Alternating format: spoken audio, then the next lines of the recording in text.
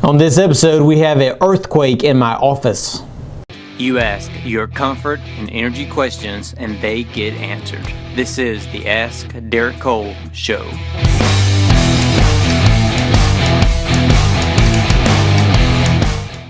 Should I replace all of my heating and air equipment at the same time? I'm going to say it depends on what you have. If you have a split system with a split heat pump, some people will replace a air handler or a outdoor unit and not replace the indoor section, or vice versa. I would never do that. Recommend doing that. With today's standards of 14 SEER, I mean the minimum efficiency you can go, that new coil on the outside or inside is not going to match each other. So therefore you don't have a matching system. And without it matching, we're not really sure if it can operate. We're just not sure if it's going to operate efficiently. So that's why on every matchup we do, we make sure it matches up with the AHRI. All right, AHRI, the little thing you fill out in the form number. Yeah, we make sure it matches up, so that equipment, we know it is a 14 SEER or a 15 SEER, 16, whatever it is. Make sure there's a match for it. Match being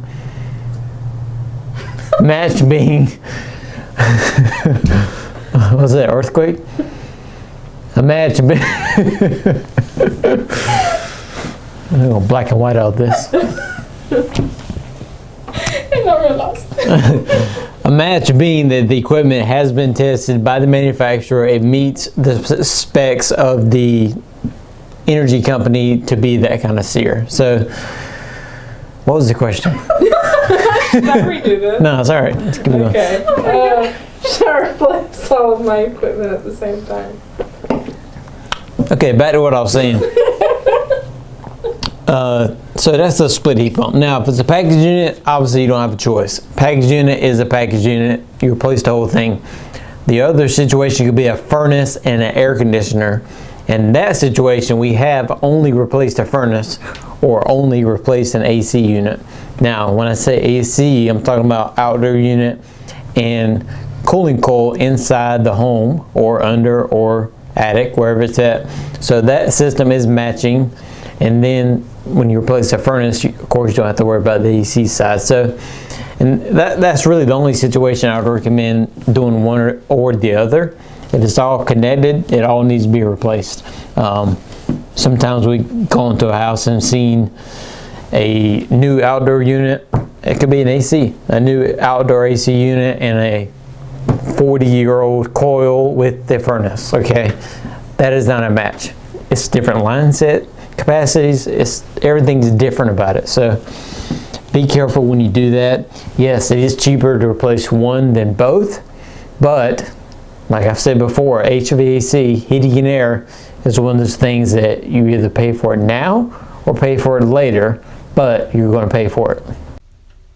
Do I need a hot start for my system? A hard start for your system, something we call here a compressor saver.